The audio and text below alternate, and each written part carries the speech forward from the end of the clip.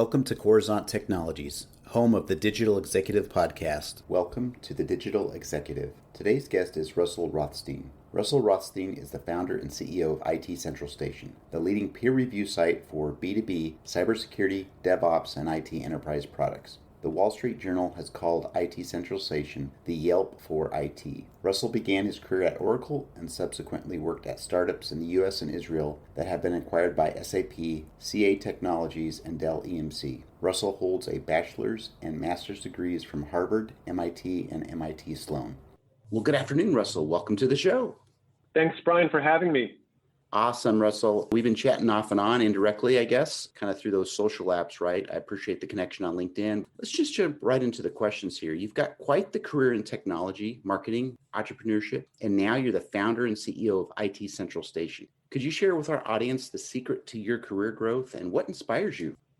Sure. I'll first talk about what inspires me. There are really three things that inspire me that when I get up every morning, jump out of bed, and first is building products that people love to use. I actually recently saw an interview with Elon Musk, and he said that CEOs should stop wasting their time on PowerPoints and meetings. It was quite a controversial statement and made the Wall Street Journal, but I agree with Elon here. What I love to do is to build products and to build products that people love. That's what gets me out of bed in the morning and is my inspiration for building the company. The second one is building teams and a culture where people love to work together. I do love to work with people, and I love to work with people who are not only find the company the best place that they've ever worked, but doing the best work that they've ever done in their career. And I find that very inspiring. Watching others grow, watching others achieve, watching others learn when things don't go the way they expected, and watching others celebrate when there's these great successes.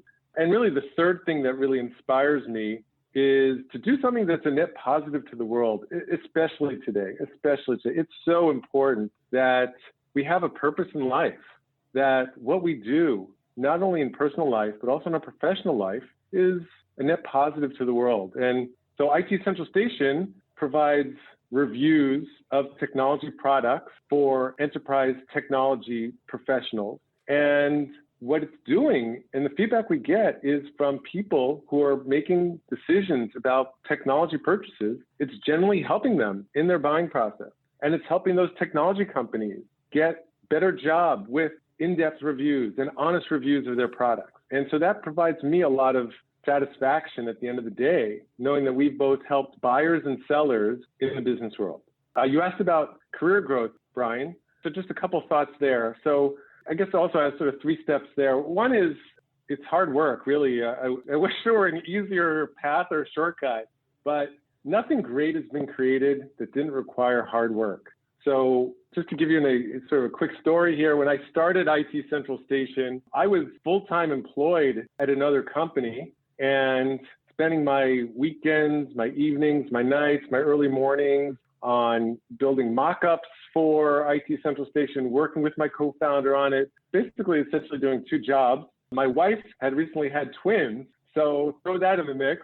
But all that hard work really is paid off, and it's very satisfying to see that we've seen the success we have over the years of our growth. The second area of career growth, I see from my experience is just investing in relationships with people. And when you invest in relationships with people, it's not a short-term game, it's a long-term game. And a game really, it's a play. I'm finding now, I'm 52 years old now, I'm finding now that there's people that I met 10 years ago. There's even people that I went to business school with. And this was, who knows how long ago, that was like over 24 years ago, that are engaging with me, that are helping me with their network, that are introducing me to people that I wouldn't otherwise be able to meet. And so if you invest in relationships now, that will pay off down the line.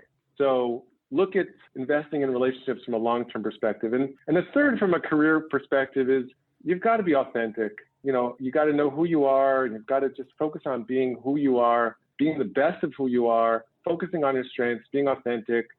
We've built a company here, which is all about authentic, real reviews and authentically helping people find products that are valuable to their business. And it's all about authenticity. Russell, I appreciate that share. That's amazing. I just love that. And at the end of the day, when have a purpose, you have a passion, and yours is around the customer experience, I think that's simply outstanding. And that does make a better world as far as my opinion goes. But I'm sure a lot of people would agree with that. So thanks again for sharing. And Russell, as you know, everybody globally has had to make major shifts to adapt to this new normal in the pandemic. Could you share with us what you're doing to help your organization stay relevant in this economy? Sure. Well, we've been fortunate. Not only have we stayed relevant, we've actually had our fastest growth in 2020. We've been a beneficiary of the new normal, and obviously say that with a heap of humility and acknowledgement that there are plenty of people out there and companies and employees and family members that have not been so fortunate. But going back to what we've done here at IT Central Station, if I look back to March 2020 and think about there was so much uncertainty when the pandemic started, really we focused on a few key principles that enabled us to keep the team focused, to keep our customers engaged, and to grow the business. And first, it's a lot about communication, more communication, better communication. I started communicating with my employees in new ways that I hadn't done before, sending them WhatsApps. We did a cameo shoot, a fun cameo shoot, sent it out to the whole company. We did Slack groups. We've done a lot of things that we hadn't previously done as a company just to increase that communication. And that was one thing that worked out for us very well. The second is we didn't panic. And again, going back to March, when there was a lot of uncertainty, a lot of the VC-backed companies in the industry mandated that their companies lay off staff or institute pay cuts. We didn't do any of that. We had no layoffs. We had no pay cuts. We invested in our people. In fact, we invested more in our people. And that is a benefit, the fact that we're not venture-backed and we're able to take the long-term approach with our employees. And it paid off handsomely because here we are, and it's been obviously for everyone, it's hard to be in a pandemic for so long, but we've got engaged for employees with high morale, and we're doing better than we've ever done before. And just to give you one fun story here, we have had employees that have gone into quarantine. And what we've done is once we find out an employee has gone into quarantine, has been exposed to COVID or whatever reason is, the next day we ensure they've got a hot pizza pie delivered straight to their home. They can feed themselves, they can feed their families, and now it's become viral. So now people take photos of their pizza and they send it out and share it with their employees and share it on social media, and it's become a thing. And so, all those kind of things that show that it's all about investing in people first. And if you treat your people well, then the business will thrive. And so we've been fortunate about that. And I'll just end by saying this period has really been proven out to show that Peter Drucker, who's one of the visionaries in the field of management, he said that culture eats strategy for breakfast. And I think the companies that invested in culture are seeing the benefits of it. And strategy isn't enough to get through these kind of times. It's having really strong culture that gets you through and enables you to thrive in this kind of environment. That's awesome, Russell. I appreciate the share. Putting people first makes all the difference in the world. And as you know, you and I both been in several leadership positions over our career, and putting your staff first always makes a huge difference. I agree with you and Peter Drucker on putting culture before strategy in a lot of cases. So thanks again. And Russell, are you leveraging any new or emerging technologies in your tech stack? Anything specific you can share with our audience? Yeah, sure. I'm actually a contrarian when it comes about new and emerging technologies. I am a techie. I have a computer science degree. I went to MIT. But I think about new and emerging technologies in a different way. The way I use technologies personally in my own personal tech stack, so my first rule is do not use default mode in the setting. So many technologies out there are not optimized for my own use, my own productivity. The settings of the tools and the apps are there to increase engagement, increase virality, increase whatever it is that's often the agenda of the tool maker or the app maker. And I turn a lot of those off, or I change the default settings. I turn off notification for many of the apps and tools that I use, because that way I get all the value of using those tools without the distractions. And so I encourage anyone who's adopting new and emerging technologies, really take the time to change those default settings, use filters, filter out whatever it is, whether it's your emails or whatever else that the tool enables you to do, and turn off notifications. That's worked for me, and it's enabled me to do deep work. I'm a real believer in deep work, and it's become just so much harder in the last few years with so many distractions, so many technology and business distractions. So by optimizing those tools, we're able to get learning time, deep work, and new ways to focus and not be distracted. I appreciate that perspective. I typically don't hear that, so that's refreshing, and I'm sure our audience would appreciate that. So thanks again, Russell. And Russell, this is the big question everybody wants to know about Russell Rothstein. Can you share something from your career experience that would be helpful for those looking to grow their career in either technology or entrepreneurship?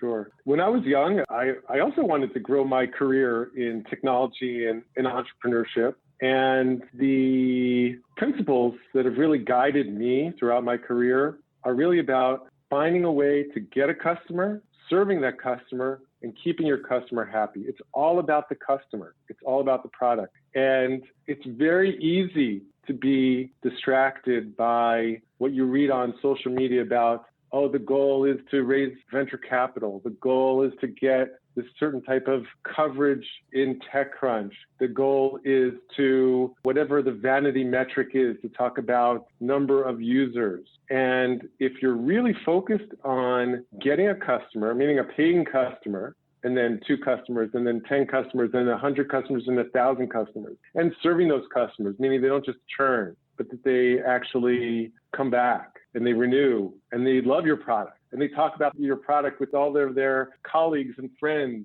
coworkers. That's what's worked well for me. And you know what? I didn't learn about this in business school. And that's the funny thing here is I went to business school. I went to one of the sort of top rated business schools in the nation. And I learned all about the theory of marketing and strategy and finance and all the typical academic courses you learn in business school. But then when I got out of business school, this is back in 1996, I joined my first startup.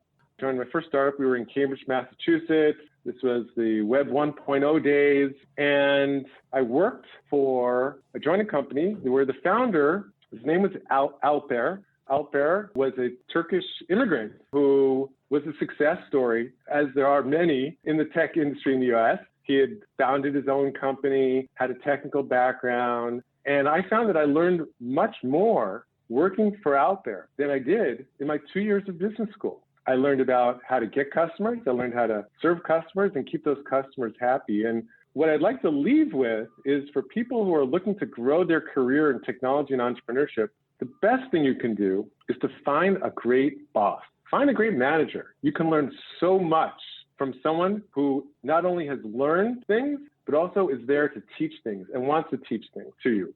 That's worked well for me. I hope and aspire that I can pay that forward and I can impart some of that knowledge and experience to my team. And that's my advice for people who are looking to grow their career in technology or leadership. Awesome, Russell. I appreciate that. I think that's really inspiring for those that are young, that are maybe coming out of school, starting out their career and, finding someone that can kind of show them the ropes. And I really do appreciate that. And I know that our audience will as well. So thanks again, Russell. And Russell, it was a pleasure having you on today. And I look forward to speaking with you real soon. Thank you so much, Brian. Bye for now.